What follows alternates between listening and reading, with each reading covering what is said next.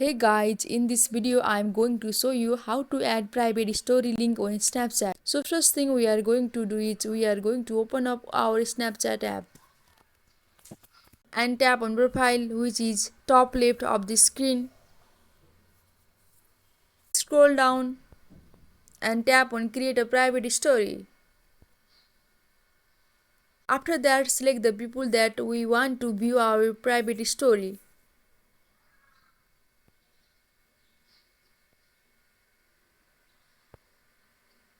Tap on create story and you can name it whatever you want and tap on save.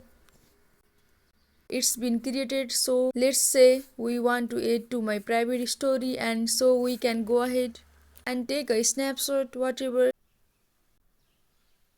So in this section there is a little menu, a slide bar menu, that we can add certain things, and we can ahead and hit the paperclip button, and we can tap in a URL that we want to share. So let's just do youtube.com.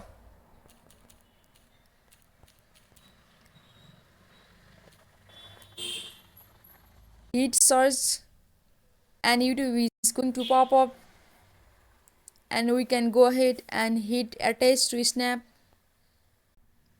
and tap on next and tap on Luna's private story.